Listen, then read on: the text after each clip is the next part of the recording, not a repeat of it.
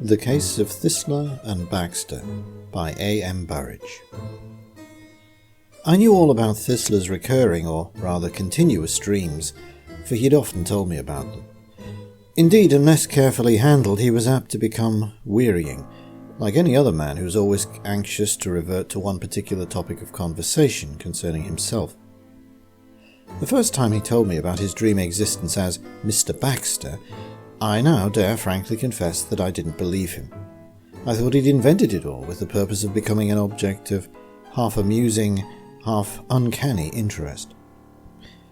Directly I go to sleep, he said, I become an altogether different man, and I live in an altogether different place. I'm a short, paunchy man of 55, a corn merchant, and I live in a small town called Thirlbury. My name is Baxter, and I'm a big pot in a small way. I'm an alderman, and I've twice been mayor. I'm married to a thin, insipid woman of rather limited intelligence, and I have two grown-up daughters, Ethel and Clara. It's all as real to me as my ordinary existence as Charles Thissler, stockbroker's clerk.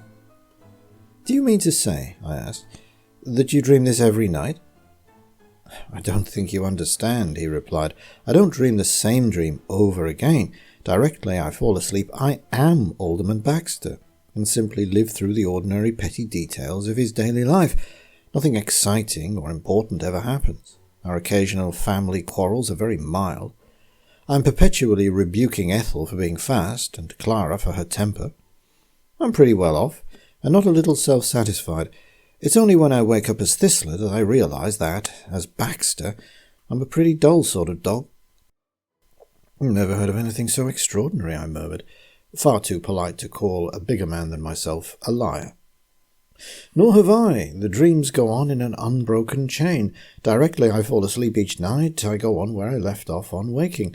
I've been wondering lately if there is such a man as Baxter, or such a town as Thirlbury.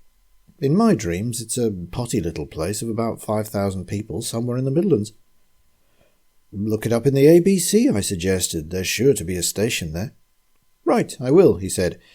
And if there should turn out to be an Alderman Baxter, corn merchant of that town, I shall hand myself over to the Society of Psychic Research to see what they can make of me. Are the dreams as vivid as your waking life? I inquired. Absolutely. Then you must wonder whether you're really asleep or awake, whether you're really Thissler or Baxter. And you can't be both. Ah, he returned. I thought you were going to say that, but I know I'm awake now and really Thissler because when I'm Baxter I have no recollection of being Thissler. But really it amounts to this, I get no real sleep at all. I simply go on with another man's life. I had to laugh then, but I soon checked myself when I saw that he was ruffled. Do you know anything at all about corn and oats and dried peas and that sort of thing? I inquired. He laughed in his turn.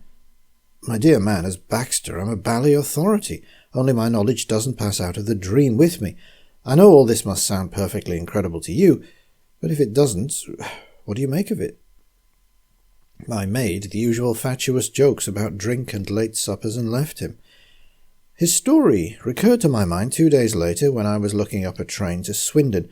I was hastily looking through the ABC and naturally came to the T's before the S's, and suddenly, as I was in the act of turning some pages, the name Thirlbury caught my eye.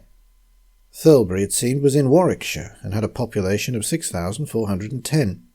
I was a little surprised to see it, until I thought the matter through.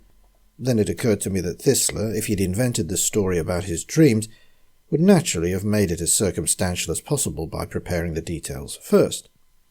It would not have surprised me to find that there was a Baxter, corn merchant of that town, who was also an alderman. There are such things as directories.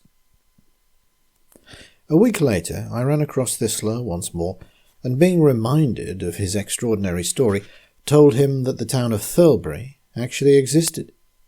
I know it does, he said, a gleam of excitement in his eyes. I took your tip and looked it up. As soon as I can spare a day off, I'm going down there. And if I can find such a man as Baxter, I'm going to introduce myself to him.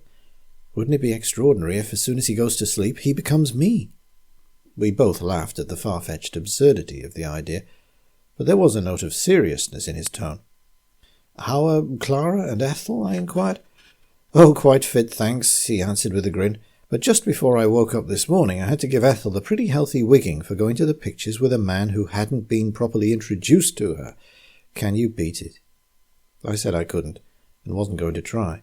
And thereafter he formed a habit of sidling up to me and telling me half seriously, half in amusement, all that Mrs. Baxter and Ethel and Clara had been doing.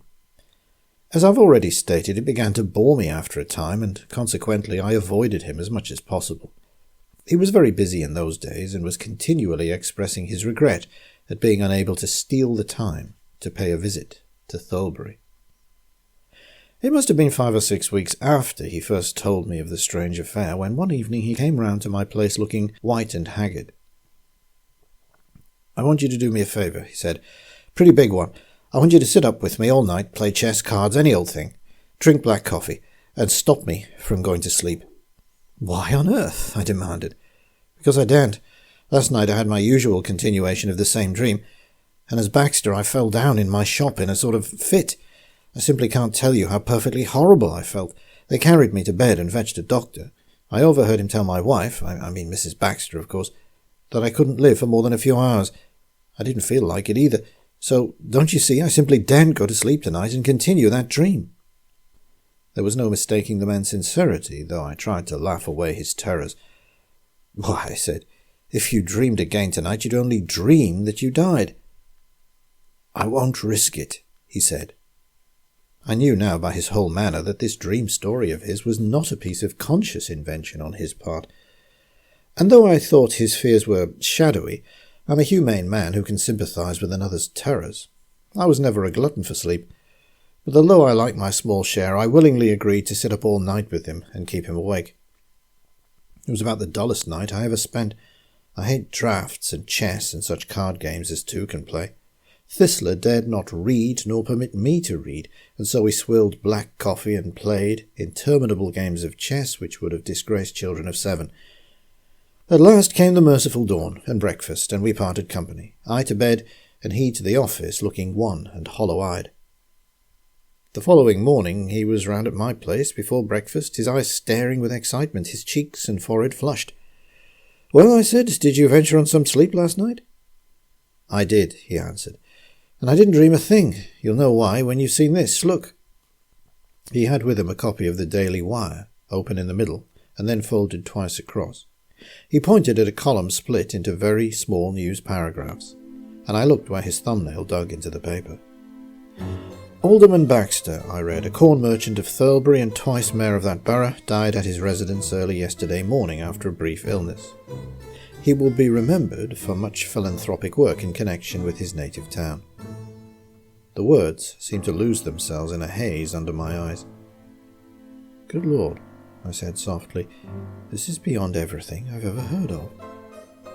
"I wonder," said Thissler, his eyes suddenly moistening with awe, "I wonder what would have happened to me if I had gone to sleep that night."